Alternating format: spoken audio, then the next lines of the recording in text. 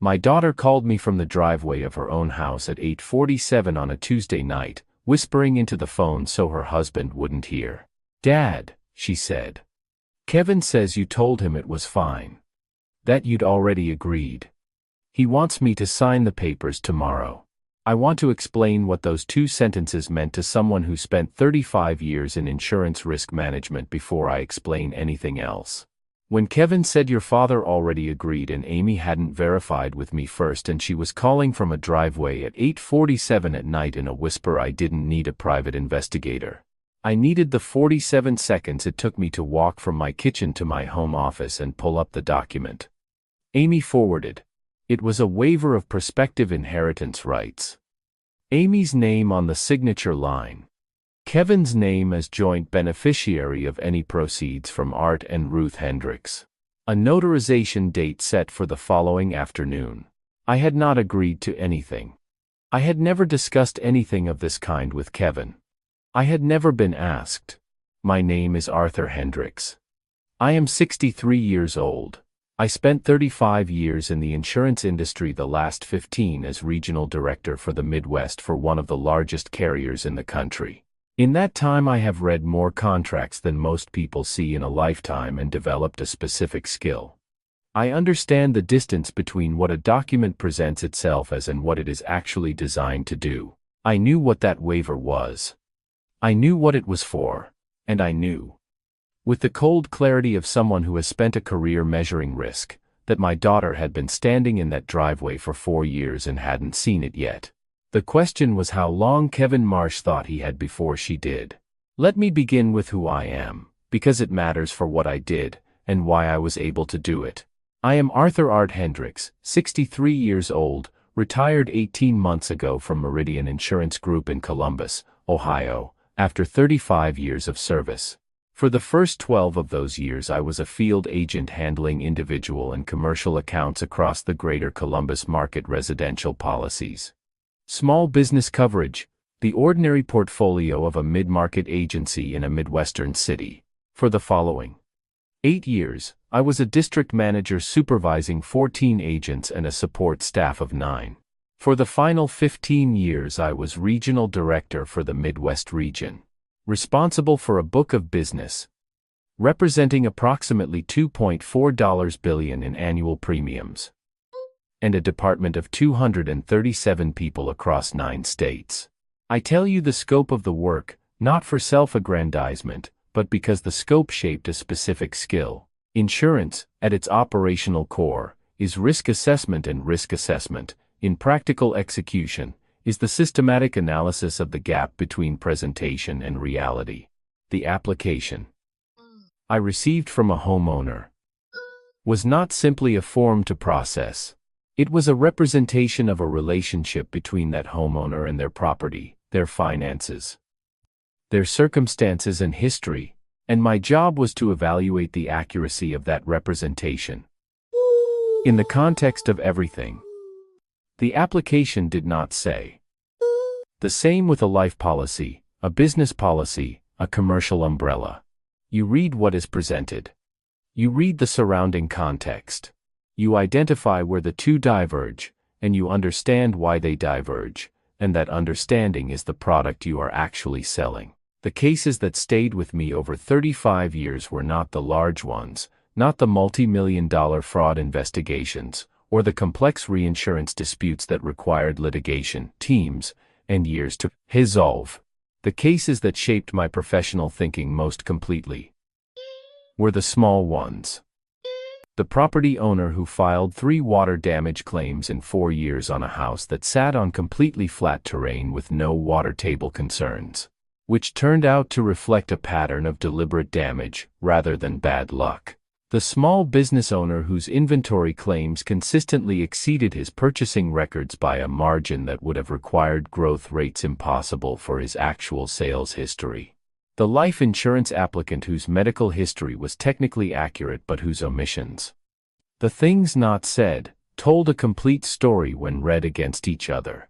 What these cases taught me is this: the most important information in any representation of a situation is not what is included. It is what is structured to appear irrelevant. A document can be technically accurate and functionally false. A conversation can be factually correct and deliberately misleading. The mechanism is the same whether the instrument is a claims form or a spoken account.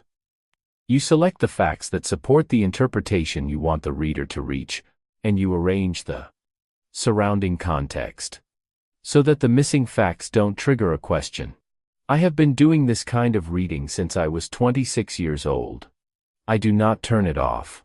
My wife Ruth finds this quality occasionally exhausting in social settings, which is fair.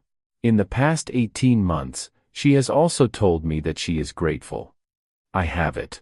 Which is an acknowledgement she would not make lightly, and which I have thought about many times, in the month since the situation I am going to describe resolved itself. Ruth and I have been married for 38 years. We live in a neighborhood in Columbus that we've been in since 1994, in a house that is larger than two people need now that our daughter is grown, but that neither of us is inclined to leave. Ruth retired 3 years ago from teaching middle school English, which she did for 32 years with the specific commitment that good teachers bring to work that is difficult and important and routinely underappreciated. The garden she has built in the back of our property over 3 decades is the thing she is most proud of, and she tends it with the same focused attention she gave to her students, which is the highest praise I can offer. Our daughter Amy is 32 years old. She has been a pediatric nurse at Nationwide Children's Hospital for 7 years, where she works in the oncology unit, a work environment that selects for a specific combination of precision, emotional endurance, and the ability to be present for families in the worst circumstances of their lives. Amy is small, quiet, methodical in the way that comes from training. Rather than temperament, she is, underneath the professional composure, someone who has strong opinions about most things, and expresses them directly when she trusts the audience. She has my tendency to think in terms of systems and patterns, and Ruth's ability to read what a person isn't saying. In the years since she became a nurse, she has become one of the people I most respect, which is something I find difficult to say directly to her face, and which she already knows. The way that children who are paying attention always eventually know the things their parents find hard to articulate. Amy met Kevin Marsh 4.5 years ago at a mutual friend's wedding in Columbus. They were introduced at the reception, began dating the following week, and were engaged 11 months later. The speed of the relationship surprised me. It did not surprise Ruth, who had watched Amy spend her late 20s without showing strong romantic interest in anyone and had concluded that Amy was waiting for a specific feeling rather than ticking through a checklist. Kevin had provided the feeling. My first impression of Kevin was that he was polished to a degree slightly above what the occasion required. He was warm, asked good questions, listened carefully to the answers, and was attentive to Amy in the specific way of someone who understands that attentiveness is valuable and is deploying it deliberately. I did not immediately identify this reading as a warning. People who work in professional environments where presentation matters, sales, consulting, anything client-facing, develop exactly this quality as a genuine professional tool, and there was nothing in those first interactions that was provably off. What I filed away was a single observation. Kevin was performing slightly harder than the situation required, with the consistency of someone for whom the performance was more habit than choice. I gave him the benefit of the doubt because Amy was happy, and because I understood, as a father who has spent a career in risk management, that the specific risk of a protective father's read on his daughter's partner is that it is one of the most motivated forms of assessment available to a human being. I was aware of my own bias. I tried to account for it. What I did not do was stop watching. The inconsistencies accumulated over the first 18 months at the frequency of background noise frequent enough to register, individually small enough to explain away. Kevin's stories about his professional history changed in small ways between different occasions. The departure from his previous employer was presented as voluntary in some tellings, a structural reorganization in others, a philosophical disagreement in a third. His account of his prior relationships shifted in texture. 2 previous marriages that he described as brief and regrettable, the circumstances of which rearranged slightly, each time they came up. His relationship with his family of origin was present as a concept. He mentioned parents, a younger brother, a cousin he was close to, but no members of this family appeared at the wedding, and no members appeared in the 2 years following. Beyond the specific inconsistencies, I noticed a broader quality in how Kevin presented himself that I filed without immediately knowing what to do with. He never disclosed anything that didn't serve a purpose. Most people, in the ordinary course of conversation, say things that don't advance their immediate interests. They volunteer embarrassments, share irrelevant enthusiasms, mention things that could reflect badly on them without any specific reason. This is not a flaw. It is the texture of authentic human self-presentation. Kevin did not do this. Every piece of information Kevin shared about himself was calibrated to produce a specific impression, and the calibration was consistent enough that I eventually noticed its absence as a pattern. There were no embarrassments. There were no irrelevant enthusiasms. There were no details that could have been left out but weren't, because authentic people don't only tell the story in the optimal order. I noted this and continued watching. A person who is highly conscious of self-presentation is not necessarily a bad person. Some people are simply private, or professional, or accustomed to contexts where impression management is a required skill. Kevin worked in consulting, which is one of those contexts. I gave him the continued benefit of the doubt. At the wedding, I noticed that the proportion of Kevin's people to Amy's was approximately 1 to 4 in attendance.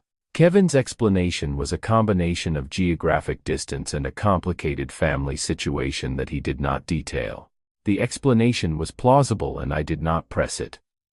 But Ruth pulled me aside during the reception and said something I have thought about many times since. She said, "Art, does something feel slightly off to you?" I said, "Yes." We agreed, without saying it in so many words, to continue watching. Ruth's read of Kevin over the following year was different from mine and equally accurate, where I was tracking inconsistencies in presentation and documentation. Ruth was tracking the texture of Amy's behavior around Kevin, how Amy spoke when Kevin was present versus when he was absent, which subjects Amy navigated around versus addressed directly, where the edges of Amy's usual directness had been smoothed into something more careful. Ruth told me, about a year into the marriage, that Amy had started to answer questions accurately, but had stopped volunteering information in the way she always had. She said, "She's learned to give the right answer." That's not the same as talking to me. I told Ruth she was probably right. She said, "I'm definitely right." And she was. The isolation, when I look back at its arc, followed a pattern I have since learned is common and whose commonness makes it no less effective. It presented at every individual step as something reasonable. Amy had a new life with a husband. Naturally, the rhythms of her social engagement would shift. Naturally, she would spend more time with Kevin's circle and less time with her family of origin. Naturally, she would be less available for spontaneous Sunday dinners, would cancel with more advance notice, would be less reachable on weekday evenings.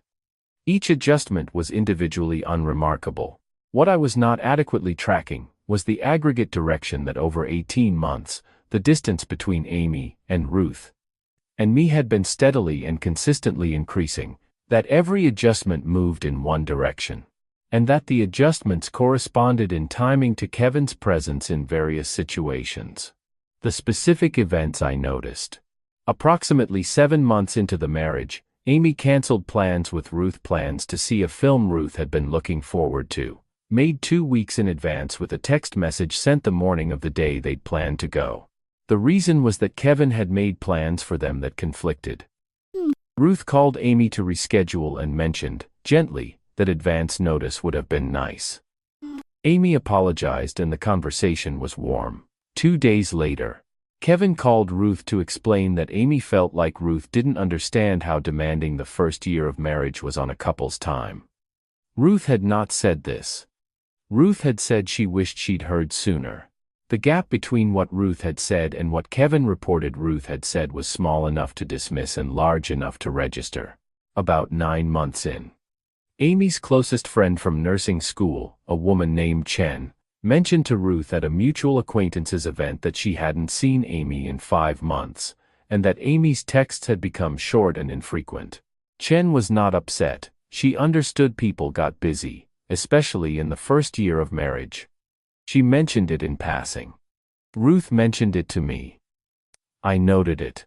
14 months in, Amy missed her grandmother Irene's 80th birthday dinner. Irene was Ruth's mother, was in good health, and had a birthday dinner that Amy had attended every year of her adult life without exception. The reason Amy gave was that Kevin had a work commitment that ran late and Amy didn't want to come alone. Kevin's work commitment had not been mentioned when the dinner was originally planned, 3 weeks earlier. Irene was gracious about it. I was not gracious about it internally, and I noted it. What I was tracking. In the language of my professional work, a systematic narrowing of Amy's independent relationship access. Executed in increments. Too small for any individual incident to constitute evidence, but consistent enough in direction to constitute a pattern.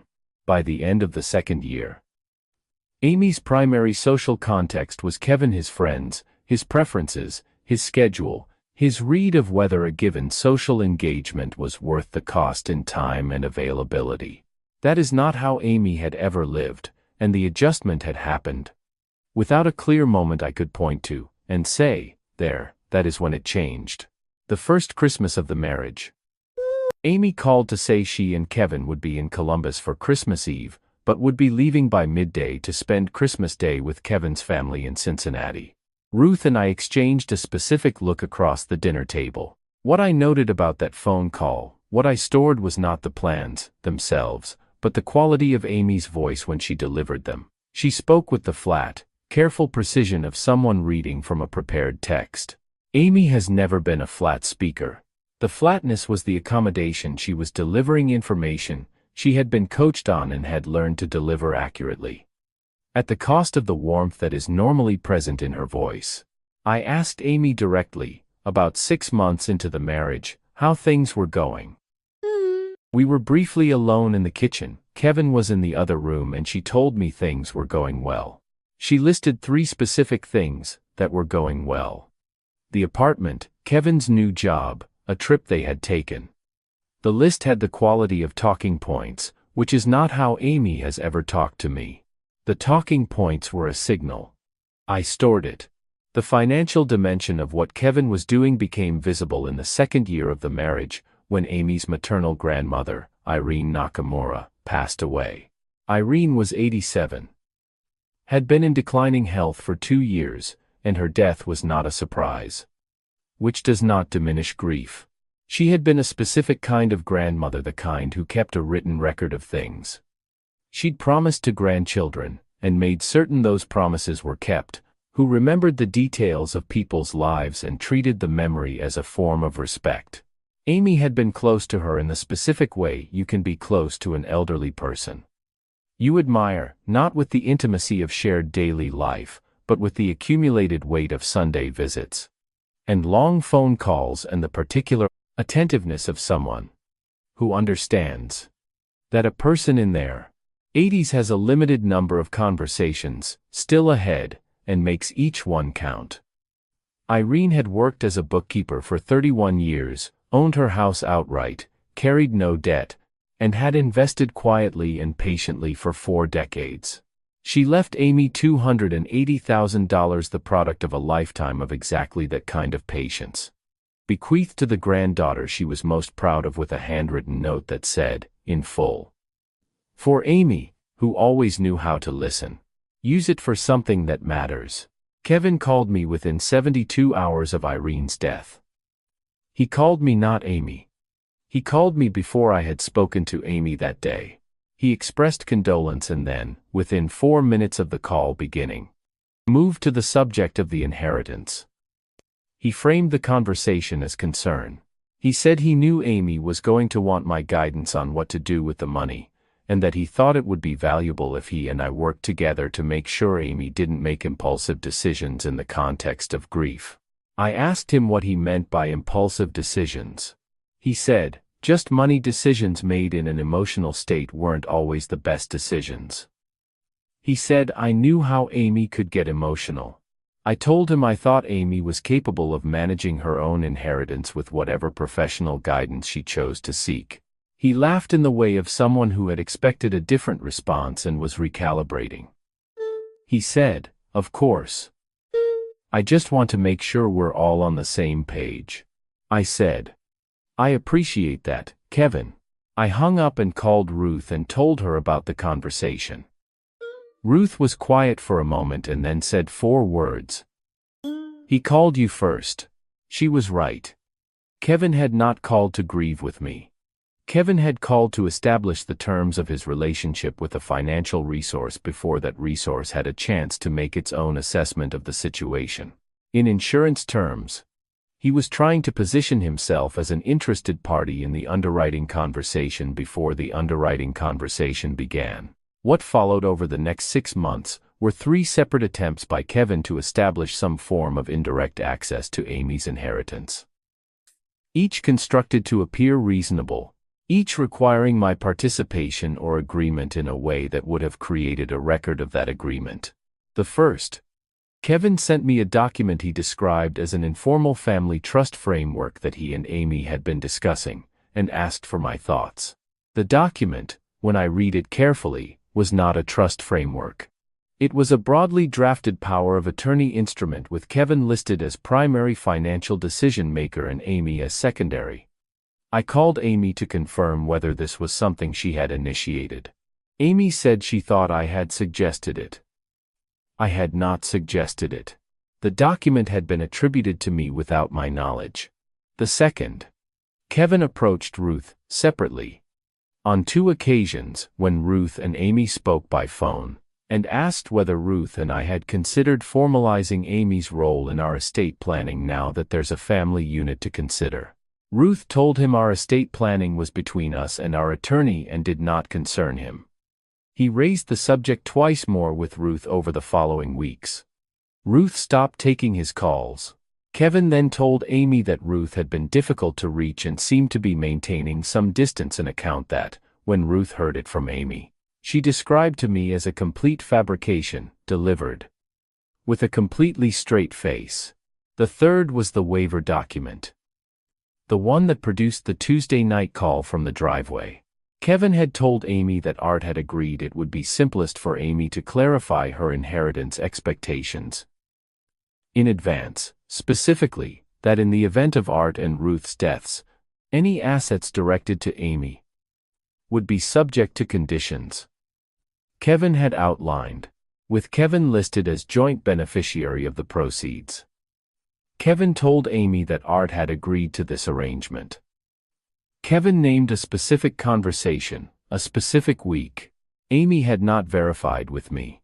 She had had 3 years of being managed carefully and had developed the habit of accepting Kevin's account of conversations she hadn't been present for, until she sat in her driveway at 8:47 at night and made the call to check. That call was the beginning.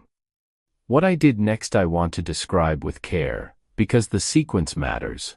I did not call Kevin that evening. I did not confront Amy with everything I had observed over 3 years. I called my attorney, Paul Whitfield, at 9 p.m. Paul has handled my estate and business planning for 15 years and understands that a call at 9 in the evening means the situation is time sensitive. I gave him the essential facts in 7 minutes. He said he would be available in the morning. Then I called Amy back.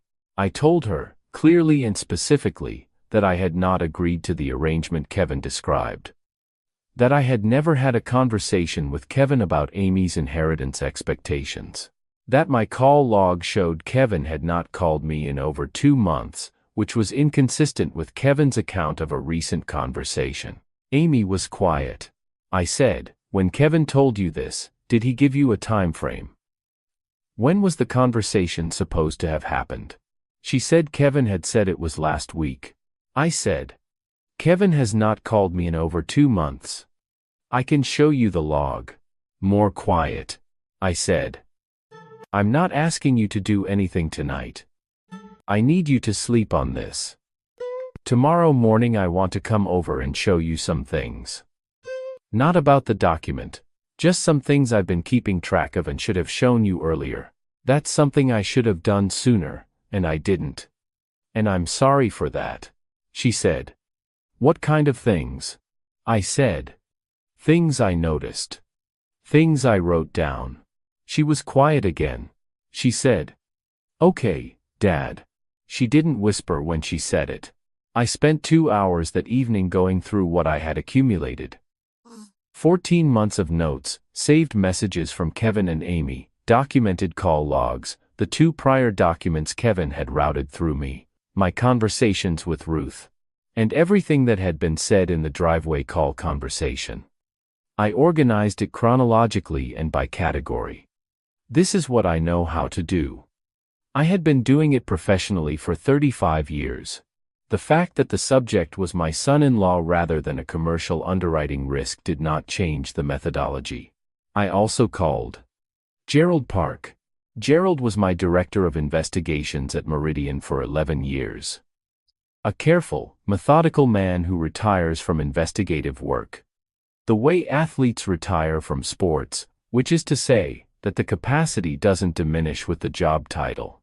He runs a small consulting practice now out of an office in Dublin, a suburb east of Columbus, and handles background work for insurance carriers, corporate HR departments. And occasionally, as he has told me, people who have a situation.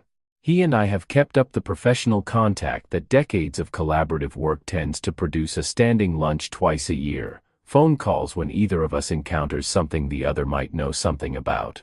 I told him I needed a background check, and it was personal. I told him who. I told him I needed employment history, public court records, civil complaints, anything related to prior marriages, and financial conduct flags, going as far back as the databases would support. I told him to go carefully rather than fast, because I needed whatever he found to be solid and documented rather than fast and partial. He said, "How quickly?" I said, "As fast as you can do it carefully." He called me back in 29 hours. I want to describe what Gerald told me in some detail, because the detail is the story. Kevin Daniel Marsh, 34 years old. Born in Dayton, Ohio. Graduated from a state university, with a degree in business communications in 2013. Worked in 3 positions over 7 years, the last of which was a consulting role at a mid-size firm in Columbus that he had held for 3 years before the marriage. No criminal record. No significant financial judgments in public records. Clean credit history. 2 prior marriages, both dissolved within 2 years. I already knew about the marriages. Kevin had told Amy about them: brief, regrettable, a young man's errors in judgment, the phrasing that people use when they've learned to describe something in a way that preempts further questions. What I did not know was the context surrounding each dissolution. Marriage 1, ending 6 years ago. Kevin's first wife, a woman named Dana Holloway, had filed a civil complaint against Kevin 8 months after the divorce was finalized. The complaint alleged that Kevin had, during the final months of the marriage, coerced Dana into signing a document she understood to be a standard joint financial agreement but which was, in fact, a waiver of her rights to a substantial gift, approximately $180,000, that Dana's parents had been in the process of formally transferring to the couple as a wedding gift. Dana signed the document, believing Kevin's description of it. She discovered its actual nature 4 months after signing. Through her parents' estate attorney. The civil complaint had settled out of court, with terms under a non-disclosure agreement. Dana's parents had separately filed a complaint with the county magistrate citing Kevin's conduct. The complaint described a pattern of information management during the marriage that had systematically prevented Dana from making informed decisions about jointly held financial documents. The magistrate's complaint had been dismissed on procedural grounds related to standing. Dana's parents' attorney had preserved, As part of that process, a document from Kevin's personal files described as his asset positioning notes for the marriage. Marriage 2. Ending 3 years ago, approximately 1 year before Kevin met Amy. Kevin's second wife's family had retained an attorney who had made written inquiry to Kevin's employer at the time about Kevin's personal financial conduct during the marriage.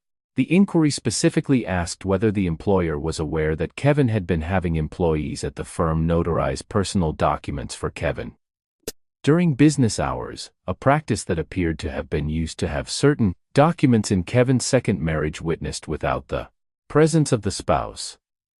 The matter had not reached litigation. Kevin's second wife's family had ceased all contact with Kevin within 4 months of the wedding. The attorney's written inquiry was part of the business correspondence record and therefore public. 2 marriages.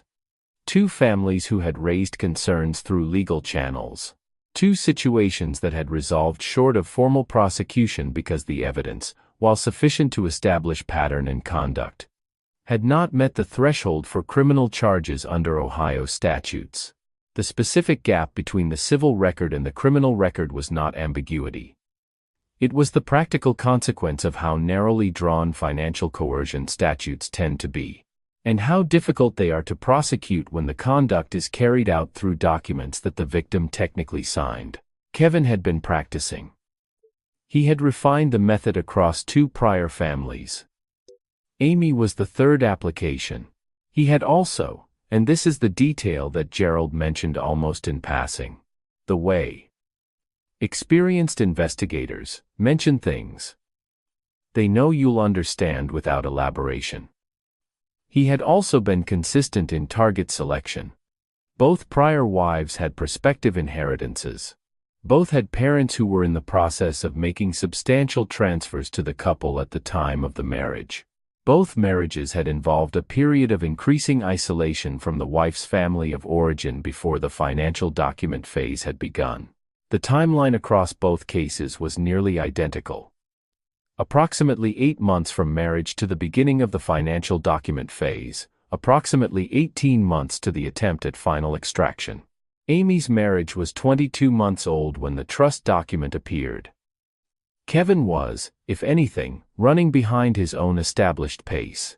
I sat in my office that night for a long time. The question I was sitting with was not what to do with this information. I knew what to do with it. I would show it to Amy, because she had the right to have it. And the timing of when I showed her was now. The question I was sitting with was the harder one.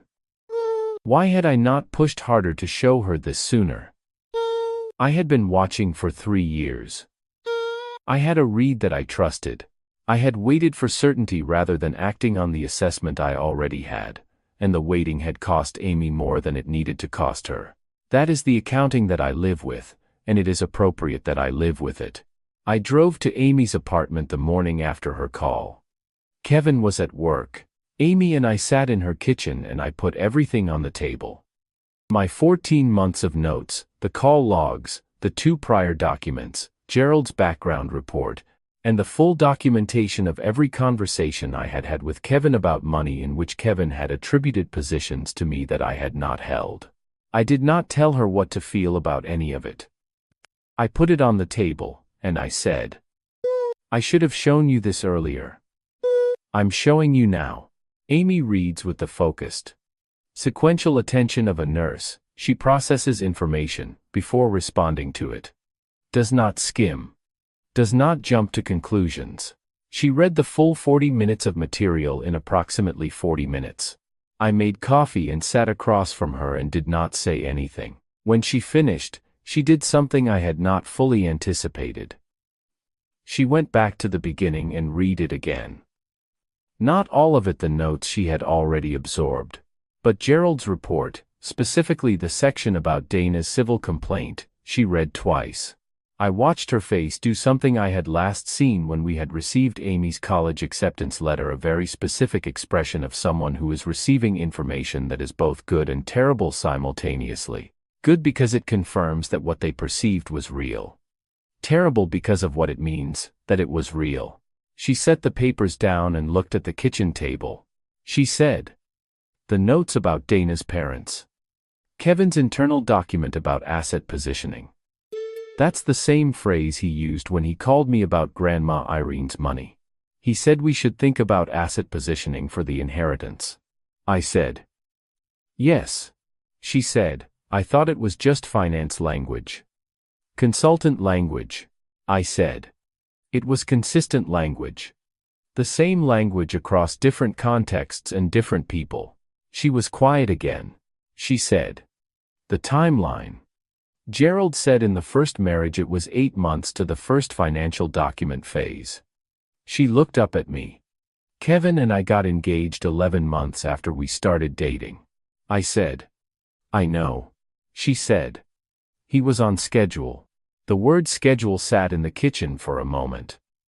Amy had said it with the flat clinical precision she uses at work when she is naming something difficult accurately rather than softening it for the listener's comfort. She said, did you know about the other marriages when Kevin told me about them? I said, I knew there were 2. Kevin disclosed that to you. I didn't know the rest until last night. She said, the other women it's the same thing. Same mechanism. I said, yes. She said, he called you before he called me. After Grandma Irene died. I said, yes. She said, he told me you called him. He said you were worried about how I'd handle the money. I said, I did not call him. Amy, in 35 years of paying close attention to how people move around money, I have seen this specific pattern in professional contexts.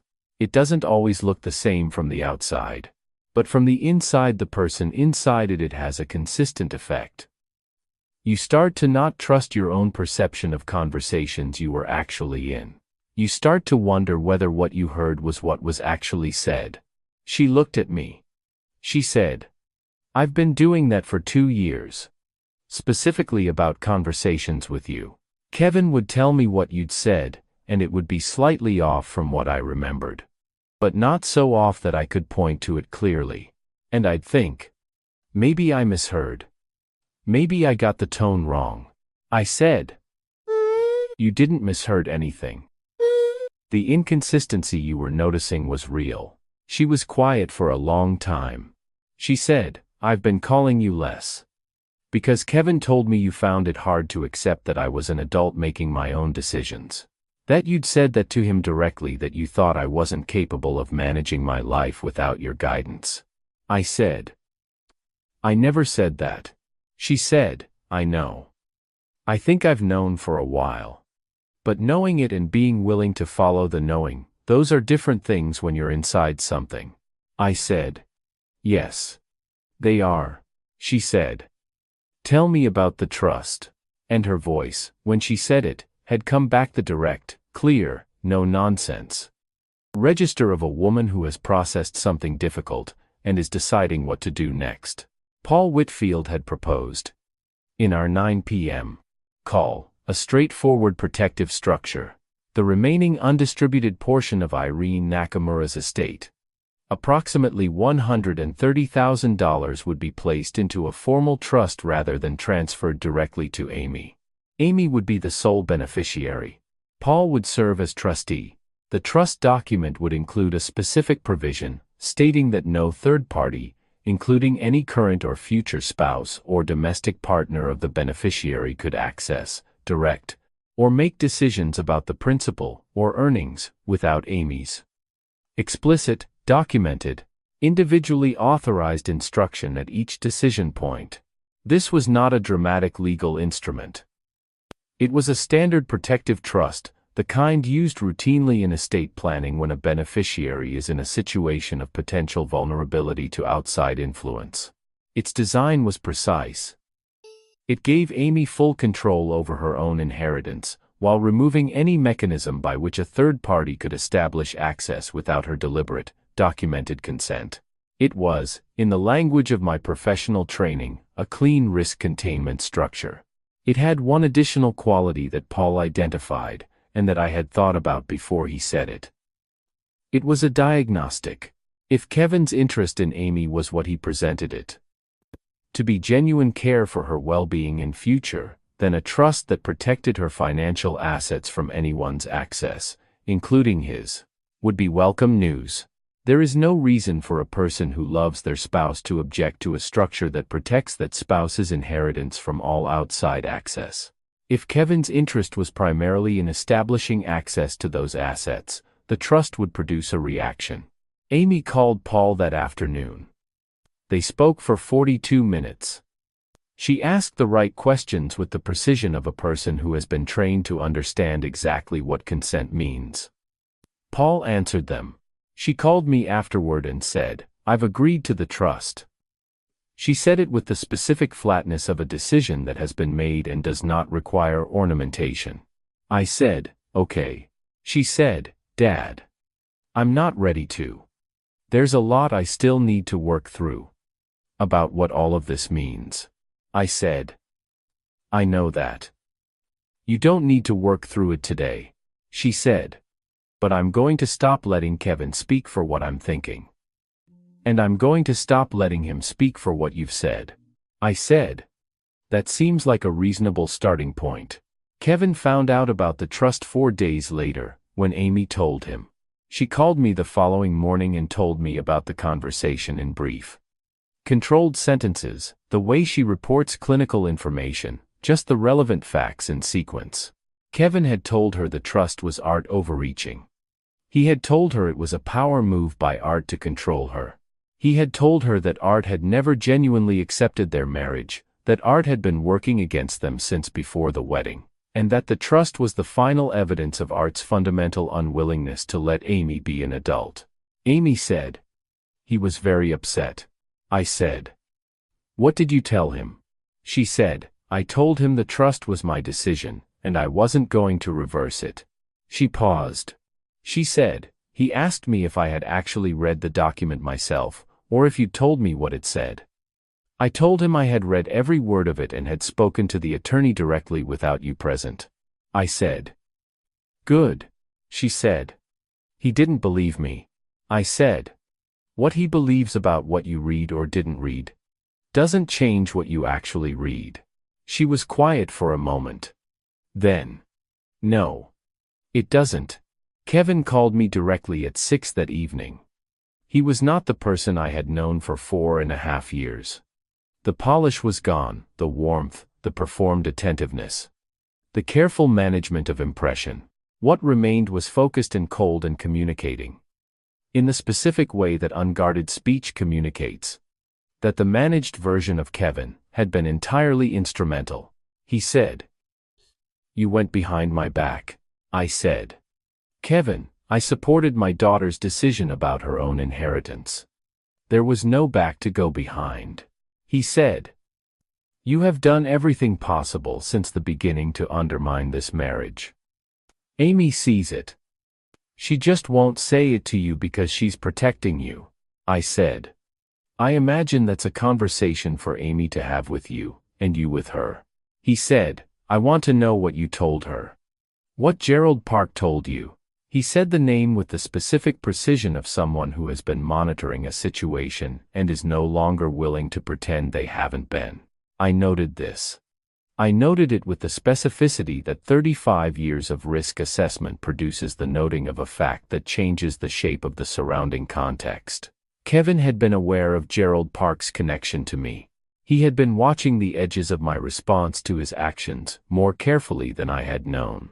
I said, "Kevin, I think this conversation has reached the end of what it can productively accomplish tonight." He said, "You think you've protected her? You haven't protected her.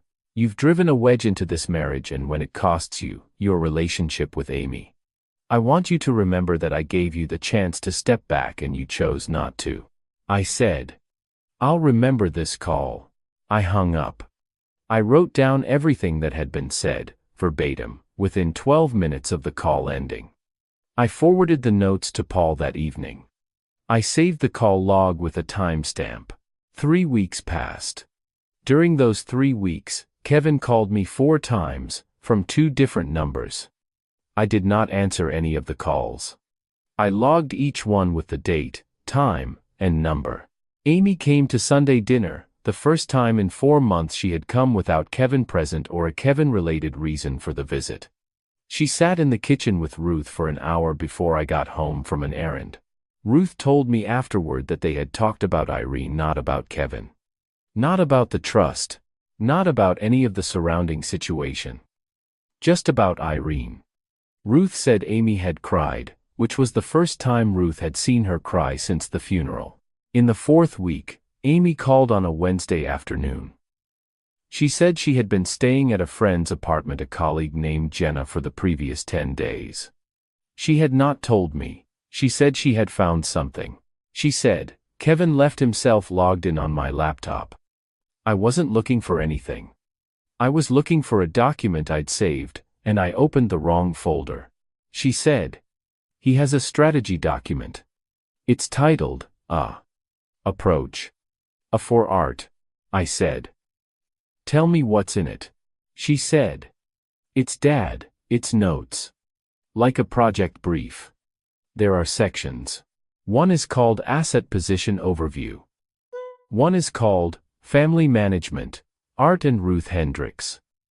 One is called Amy Behavioral Calibration. I said. Amy. She said, the family management section has notes on what to tell you. What to tell me, you said. What to tell me about what you said about me. There's a line that says, Art will defer to Amy's reported preferences. Use this to establish permission structures. There's a list of things I supposedly said to Kevin about wanting more distance from my parents. Dad, I never said those things. I was quiet. She said. There are dates. He started the document before we got engaged. He updated it at least 6 times in the 4 years. She said. I've sent a copy to my attorney. My own attorney. I said. When did you get your own attorney? She said. 2 weeks ago. I said. Good. She was quiet for a moment. Then, I'm not ready to say what I'm going to do. I need you to know that. I'm going through my own process. I said. I know. Take the time you need, she said. But I wanted you to know what I found. I said. Thank you for telling me, she said. He had a whole document for managing you. He'd been running it for 4 years. A pause. And you had 14 months of notes on him. And a background report. And call logs going back 1.5 years.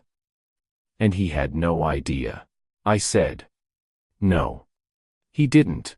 She was quiet for a long time. She said, Dad, I should have called you sooner. When things started feeling off, I should have just called you. I said. Amy. You were inside it. It's very hard to call from inside something when the inside of it is telling you that calling is the problem. She said, I know. And then. I called now. I said. You did. Let me tell you what happened in the months that followed, because you're owed the full accounting. Kevin and Amy separated 6 weeks after Amy found the document. The separation was Amy's decision. Made in the specific way Amy makes decisions after thorough consideration and without drama. Communicated to Kevin by her attorney before Kevin was communicated to by Amy directly. Kevin contested the separation initially, and then did not.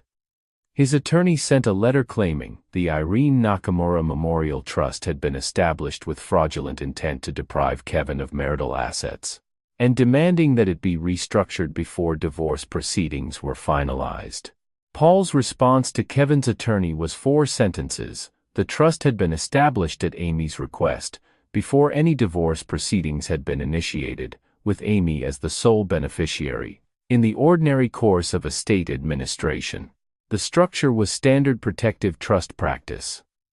The claim of fraudulent intent was without factual basis. The demand was declined. Kevin's attorney did not follow up on the demand. The weeks between the trust being established and Amy filing for divorce were some of the more difficult weeks of my professional life, which is a statement that requires context. I have worked for 35 years in an industry that requires assessing catastrophe with equanimity. What made those weeks difficult was not the legal complexity. Paul was handling it, and Paul is exceptionally good, and it was not the uncertainty about the outcome, which was becoming clearer with each week. What made it difficult was watching Amy go through the specific experience of integrating new information about a person she had loved. There is no clean version of that process. Amy had married Kevin because she genuinely loved him, or at least because she genuinely loved her experience of being with the version of Kevin he had constructed for her. The document she found on his laptop, the approach file, with its 4 years of management notes and calibrated strategies and behavioral assessments, did not make her love disappear. It made her feel that the person she had loved had been a performance, and that the feeling she'd had of being seen and understood and chosen was constructed rather than real, and that she had to grieve both the marriage and the experience of having been convinced of something that wasn't true. This is a different and harder grief than the grief of an ordinary ended relationship. And Amy went through it with the same focused endurance she applies to everything difficult, not quickly, not neatly, but completely. She stayed at Jenna's apartment for 3 weeks. During those 3 weeks she called me 4 times and Ruth 7 times. She did not ask for advice.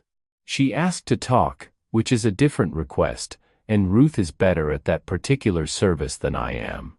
Ruth told me, after one of their longer calls, that Amy had said something I want to record here accurately. She had said, "The thing I keep coming back to is that I stopped trusting my own perception. He didn't take anything from me financially, but he took something from me that I'm still trying to get back." Ruth told Amy that what she was describing was real, and that it was something that could be recovered. And she said this with the quiet authority of a person who has known enough people who have been through similar recoveries to know it is true. Gerald Park's background report on Kevin's prior marriages, the full documented history of Dana's civil complaint, the second wife's attorney's inquiry, the pattern evidence was compiled by Paul into an organized file and held in reserve as potential discovery material for the divorce proceedings. Amy's attorney advised that it might not need to be introduced. The approach document provided sufficient evidence of Kevin's operational approach to the marriage on its own terms. The divorce was filed in the spring. It proceeded, at last update, in the specific way that divorces proceed, when one party has maintained careful records and the other party has relied on a management approach that left no legitimate basis for the claims it was designed to support. Kevin made one further direct contact attempt. A certified letter from his attorney repeating the claim that the trust constituted fraudulent asset positioning. Paul responded the same day. Kevin's attorney went quiet. Kevin called me twice more over the following 6 weeks, from different numbers. I did not answer either call. I logged them both. The $130,000 in the Irene Nakamura Memorial Trust remained in the trust, under Paul's stewardship. Distributed on Amy's instruction. Amy had made no distributions as of our last conversation on the subject. She told me, "I don't need to use it right now. I like knowing it's there and safe." This is a practical and psychologically accurate statement about the function of financial security. Sometimes its primary value is not the spending, but the knowledge that it cannot be taken. I want to describe one other thing that happened, because it illustrates something about what Kevin had been doing that the financial documentation alone does not fully capture. About 2 months after Amy filed, I ran into a man named Jeff at a hardware store. Jeff had been Kevin's closest friend during the marriage, one of the people Kevin had introduced Amy to early on and whose presence in their social life had steadily expanded as Amy's pre-existing friendships contracted. Jeff and I recognized each other. He hesitated for a moment and then said, "Art, I want to say something." He said he'd become aware, over the preceding few months, that Kevin had been describing Art to their friend group in specific terms as controlling, as unwilling to accept Amy's independence, as someone who had never really accepted the marriage. He said he had believed this, at first, because Kevin had said it consistently and because there was no reason to disbelieve a friend. He said that when Amy filed for divorce and the details became clearer through mutual connections, He had felt something he described as realizing. I'd been holding a false map. He said, I was part of it. I didn't know I was, but I was. And I wanted you to know that. I know that now. I told him I appreciated him saying it. He said, Kevin, whatever he was doing, it wasn't just in the marriage. It was the whole picture around it. Everyone who could have seen something clearly, he'd already told a story about. I thought about that conversation for several days afterward. What Jeff was describing was the completion of the structure. Kevin had not just managed Amy and managed me and managed Ruth. He had managed the social context around the marriage such that anyone who might have provided Amy with an independent reality check had already received a version of events that explained why that person couldn't be trusted. The management had been comprehensive. What it required, to work, was that no one in that entire managed context compared notes. Kevin had relied on the natural tendency of people in different relationship tiers not to talk to each other directly about the same subject. Jeff had not compared notes with me because there was no occasion to. Ruth had not compared notes with Jenna because they didn't know each other. Amy had not compared notes with me because Kevin had told her there was a reason not to. The structure came apart when Amy called from the driveway and checked. That was all it took, one direct check, one comparison of what Kevin had said to one person versus what Kevin had said to another. The gap was there. It had always been there. It just required someone to look directly at both sides of it simultaneously. Amy looked. Everything else followed from that. There is something I want to say carefully here, because it is the hardest part of the story to say and also the most important. I spent 35 years developing the skill of reading risk. I am good at it. In this situation, I identified a risk early, maintained documentation, built a case, and acted at the right moment to protect something that mattered. From a professional standpoint, the methodology was sound. From a personal standpoint, the methodology was 3 years late. I knew within 18 months of Amy's marriage that something was wrong with the texture of what Kevin was doing. I had the read. The read was reliable. It was the same read I had applied to thousands of professional situations and trusted without significant error. What I did not do, for 3 years, was act on the read. I documented. I watched. I waited for certainty before I introduced what I knew into the situation. The cost of that waiting was not the $130,000, which was ultimately protected. The cost was 3 years of Amy's life. Inside a constructed environment that was systematically eroding her trust in her own perception. 3 years of Amy being told, indirectly and persistently, that what she saw and heard and felt was the product of someone else's agenda rather than her own accurate observation. The trust damage from that specific kind of experience does not resolve when the situation that caused it ends. It resolves over time. Through the steady accumulation of experiences in which what you perceive is actually what is happening. And that repair takes longer than the harm. I will not claim that acting earlier would have prevented all of that. But it would have shortened it.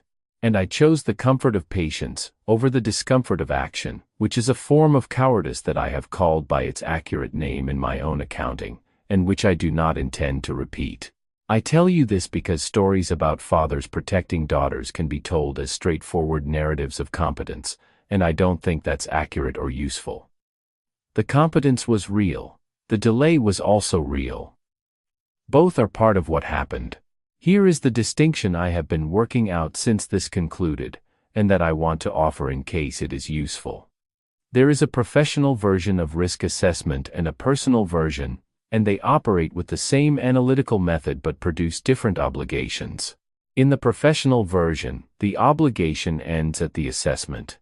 You identify the risk, you document it, you communicate the assessment to the relevant party, and the decision about whether to act belongs to someone else. The analyst's job is the analysis.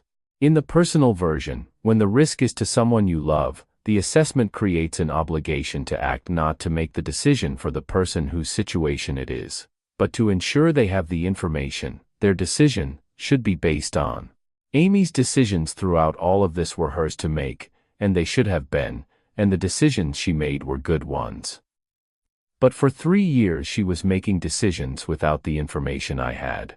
And that is not a problem of timing or circumstance. It is a choice I made. I chose to wait for certainty that never fully arrived, because certainty was more comfortable than the discomfort of introducing difficult information into my daughter's life. That is the honest accounting. A person who understands risk for a living should understand that the choice to wait for certainty when acting on probability is appropriate is itself a risk decision. And in this case, it was the wrong one. I say this not as self-punishment but as the kind of clear-eyed accounting that the situation deserves. The outcome was good, and Amy is safe. And the trust is intact, and Kevin has lost the access he came for. I am grateful for all of those things. I am also accountable for the 3 years of cost that preceded them. Amy came to Sunday dinner last week. She has been coming most weeks since the separation, not every week, because her schedule at the hospital is irregular and she has her own life to rebuild on her own terms, which I would not want to intrude on even by being reliably present. But most weeks, she and Ruth cooked together. For the first time in years they made Irene's chicken and dumplings recipe, which neither of them had made since Irene died, which required a full afternoon and 2 phone calls to Ruth's sister to verify measurements that Irene had kept only in her head. The kitchen smelled the way it had smelled 20 years ago when Irene came to visit. The specific combination of chicken stock and biscuit dough and the particular temperature of a kitchen in which something is being made that had been made by the same people in the same room for a long time.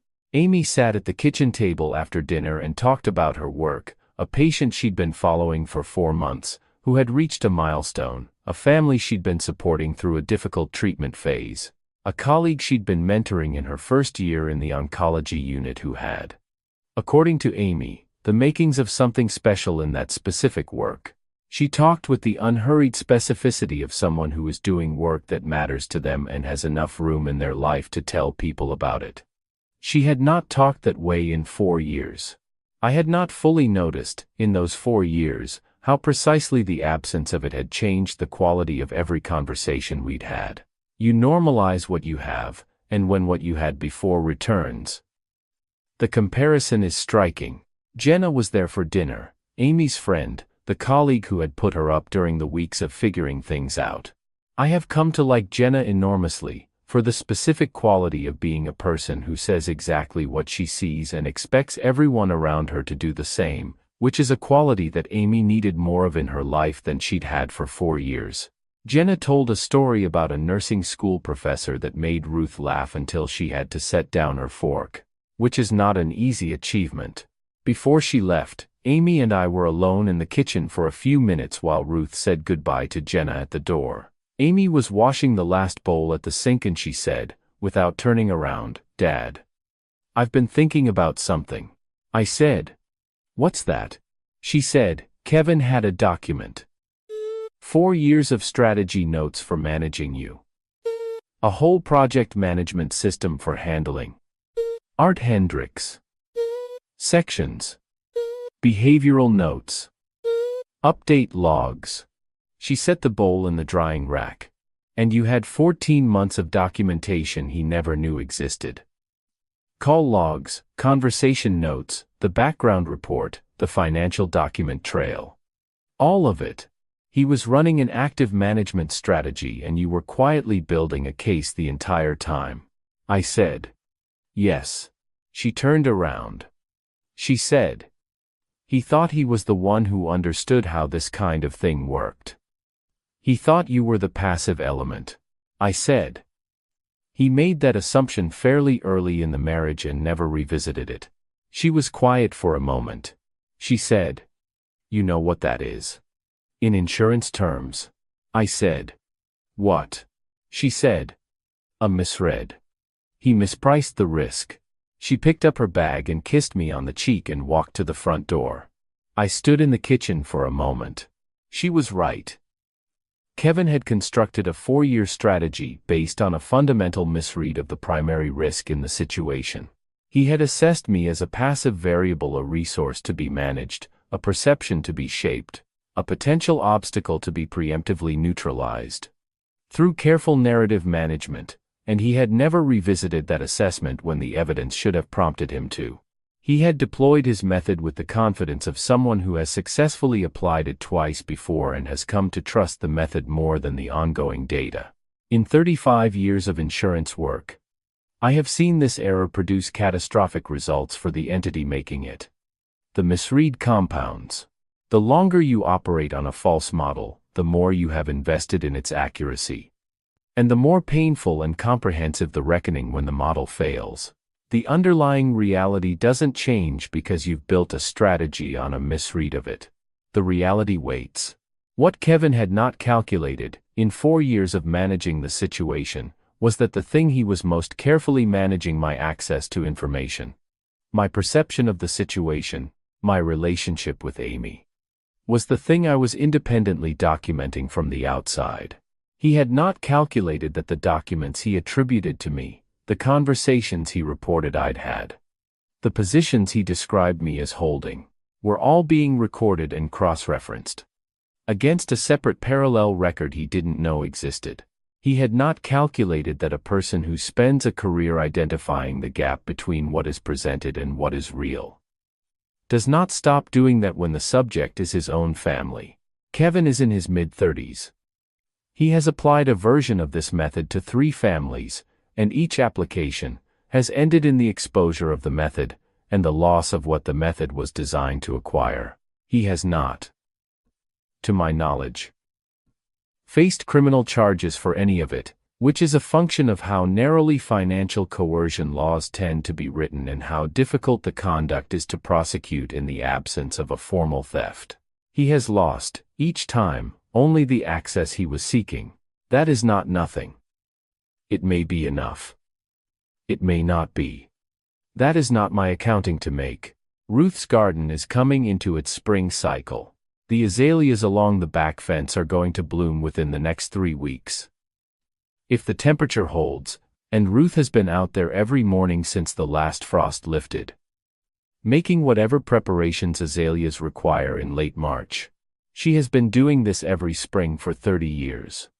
There is a continuity to it that I find specifically comforting. The way that things that have always been done the same way are comforting, because their consistency is a form of evidence. This is still itself, this persists.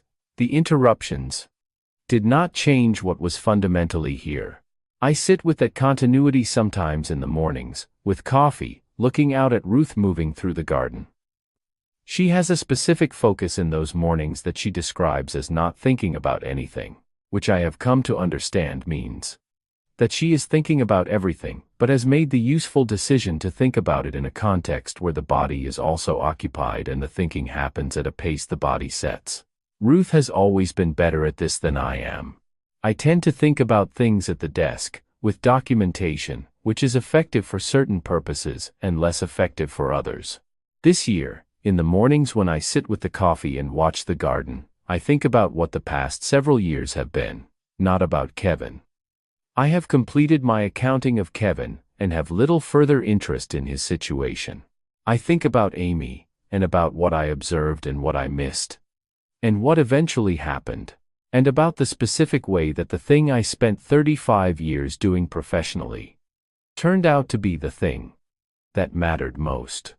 In a personal context, I hadn't anticipated. I also think about the women Kevin targeted before Amy. Dana, whose civil complaint settled under a non-disclosure agreement that almost certainly felt, to her, like an inadequate resolution.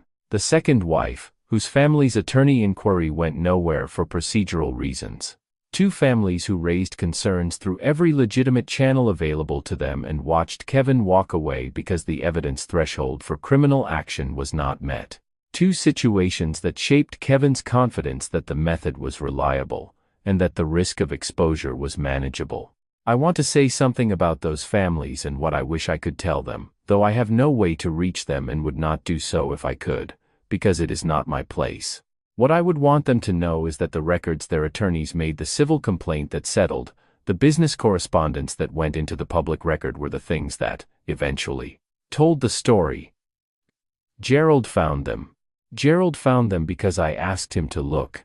And I asked him to look because I had the professional training to know what to look for, and the personal stake to motivate me to look. The documentation that Dana's parents' attorney preserved, which felt at the time like an inadequate consolation for an inadequate outcome, was part of the file that showed Amy the pattern. It was part of what made the case complete enough to be undeniable. None of that restores to those families what they lost. It does mean that the work they did, which may have felt useless at the time, was not useless. Records have a longer life than the circumstances that produced them. That is something I have believed professionally for 35 years and have found confirmed in this situation. Amy was here last Sunday. She ate 2 helpings of the chicken and dumplings. She argued with me for 40 minutes about interest rate projections, which is our version of emotional intimacy. Neither of us is comfortable with direct expressions of affection. And both of us are comfortable with vigorous disagreement about financial instruments. And we have discovered over 32 years that this works as a vehicle for the same underlying content. She laughed at something Ruth said in the kitchen, and the laugh was unguarded, and entirely hers, not managed, not calibrated, not presented. Just her. Before she left, she stood in the doorway for a moment, her bag over her shoulder, looking at the kitchen in the way people look at rooms they have known for a long time. She said, "Same time next week." Ruth said, "I'll start the dumplings Saturday." Amy said, "Good." And she went to her car and drove to her own apartment. The one she'd chosen herself, in a neighborhood she'd picked based on her own preferences. 20 minutes from the hospital, and 4 minutes from Jenna. I watched her taillights until they turned at the corner. I went back inside. Ruth was washing dishes. I dried them the way I have dried dishes after Sunday dinners for 38 years, the same rhythm, the same dish towel that Ruth keeps replacing and I keep forgetting to notice she has replaced. We didn't talk much that evening. Ruth and I have the kind of marriage where silence is a form of communication, and not every evening requires narration. We stood at the kitchen sink in the way we have stood at kitchen sinks together for 38 years, and the ordinariness of it was the point, the evidence that the ordinariness was still available, still intact, that the interruption had not changed. What was fundamentally here? Amy called when she got home, just to say she'd arrived. She hadn't done that in years. I said good, and she said good night, and we hung up. I stood at the kitchen sink for a moment after the call. Ruth had already gone upstairs. The house was quiet in the specific way that houses are quiet at the end of an evening, when everything that needed to happen has happened, and what remains is the ordinary continuity of the next day arriving. I have been asked, in the months since this resolved, whether I feel any regret about how things went. Whether I wish I had acted differently, or sooner, or in some other way. The question is usually asked by people who want me to say, I could have prevented Amy from marrying Kevin altogether, that if I had acted on the read at 18 months before the engagement, the whole thing would have been avoided. I don't know if that's true. Amy had made her choice based on genuine feeling, and my professional read of Kevin would have been a difficult thing to introduce into that choice without significant costs. What I know is that when I had clear evidence, when the trust document provided the specific, verifiable, actionable fact, I acted. Paul had the trust established. Gerald's report was assembled. The case was built. When Amy called from the driveway, the documentation was ready. That is the version of this I can defend. Not the delay, but the preparation and the response when the moment came. The rest what Amy does next. What she builds from here. Who she becomes in the years after this is entirely her own. It was always entirely her own. That is not something a father manages. It's something a father watches, with whatever combination of concern and pride the situation deserves. In this case, mostly pride. Some things are interrupted and come back. Some things were always going to come back. The work is knowing the difference, and showing up for both. I had a read 3 years ago that I should have acted on sooner, and I am accountable for the delay. I also, when it was time, acted. I built the case carefully, protected what needed protecting, and showed my daughter what I knew when she was ready to see it and when the evidence was assembled completely enough to be undeniable. The trust is intact. The documentation is preserved. The record exists. She looked at it clearly. She made her own decisions from a position of accurate information. She is still making them every week, in her own apartment, on her own terms. With her own friend beside her and her own work in front of her and the Sunday dinners still on the calendar. That is what a father can give. She did everything else herself.